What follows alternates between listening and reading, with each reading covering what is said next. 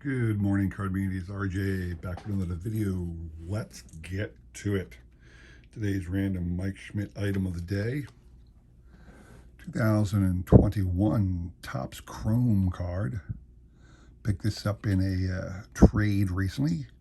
Happy to have this because I just hadn't gotten around to getting it yet, and it's always nice to get something for free when you can do it through a trade. So there you have that. Today's random baseball item of the day is this. Now, before you say, well, that's interesting, it's a Mike Schmidt item too. Well, no. I'm not talking about the card. I'm not talking about the slab around the card.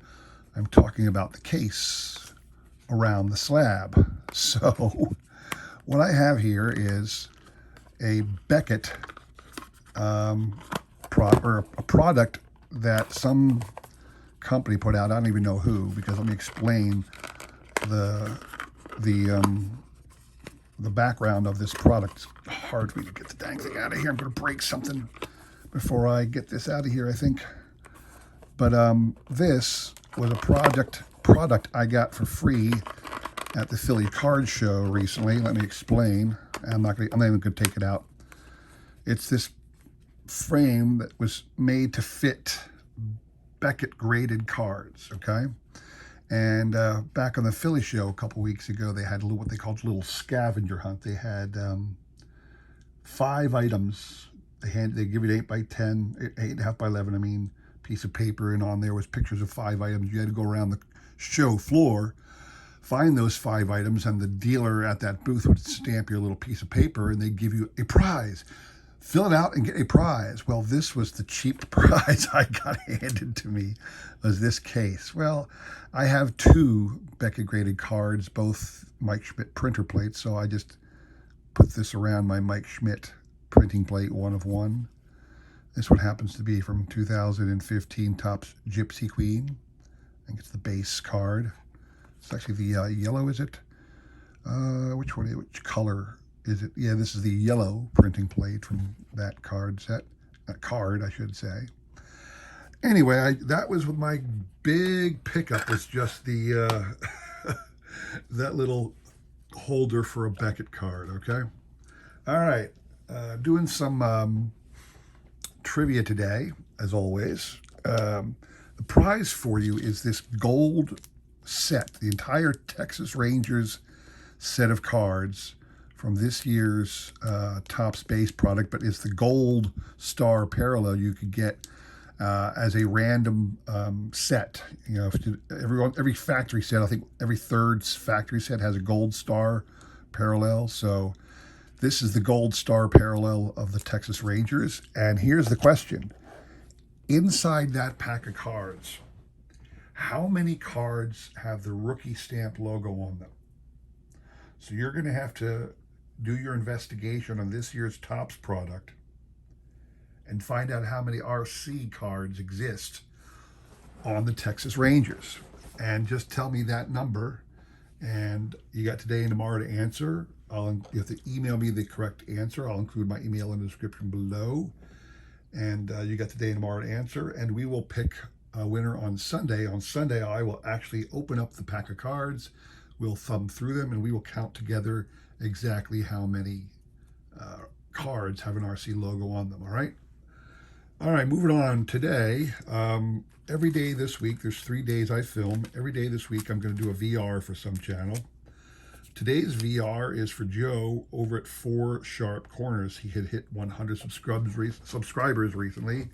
He is well past that, and he wants us to tell him and tell the rest of the card community in this VR, what is it about a card that would prevent you from buying it? So are you a person who only does PSA graded 10 cards? Will you not buy a card with a rounded corner? Will you not ever buy a card that isn't perfectly centered? Will you not buy a checklist if it's been checked? What are your no-nos in the card collecting world? And I wanted to speak to that because essentially the answer is it depends. Now let me be specific. For my Mike Schmidt Topps, it's not my Topps that I have a PSA set registry of Mike Schmidt cards, something called the Mike Schmidt Basic Set Registry. There are 47 cards in that. It is my dream someday to have all 10s. Now, that's probably likely impossible. A PSA 10 of Mike's 1973 rookie card is a six-figure card now. So it's doubtful I'll ever get that in a perfect 10. It's doubtful I'll ever get any of the other cards in perfect 10s because, well, not, I shouldn't say any of the older cards.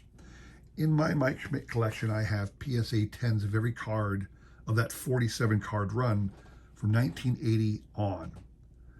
From before 1980, it's just one card of Mike Schmidt in this set, each base set from Topps. And I have 9s for 79, 78, 77. I have, and 76. I have 8s for 75 and 74, and I have a 7 for his rookie card. Why? Because that's about all I can afford. I want to get as high as possible a grade for these PSA set registries because it's what I can afford. As far as other cards go, doesn't really matter to me.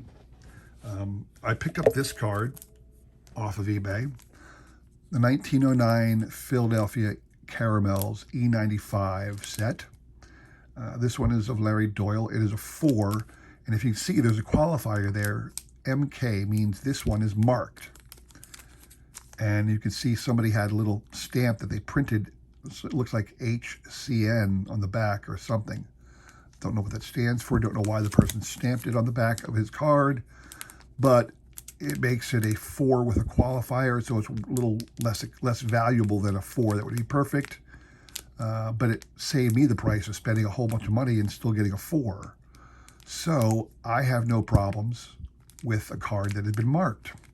Similarly, I do not have a big problem with cards that are, this is why I say it depends, because it depends on what I'm trying to do.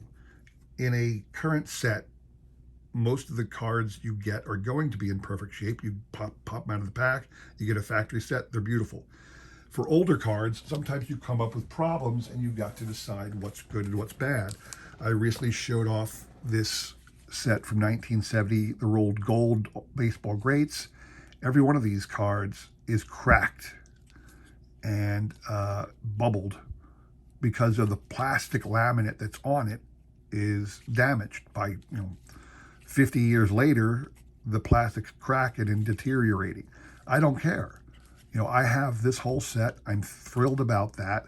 I do not need replacements for any of these cards. This is my full set of 15 cards. I will not be investing in replacement cards for any of these. I have a set. I'm happy. Condition really doesn't matter to me if it's a set that's difficult to get. For example, 1974 Topps, the checklists. Now, this is 2 different checklists, the Minnesota Twins. Both are marked. Now, the reason there's 2 is because there's a variation here. The asterisks, there's 1 or 2 asterisk variations, but both have been well loved by the person who owned it originally, all checked off. I don't care. Doesn't matter to me. These are proudly displayed in my binder of the 1974 Topps set. I'm happy to have them. I am not going to be seeking replacements. I don't care that they're marked. I don't care that they're off center. I don't care. This one's really off center. This one's got a huge crease in the corner.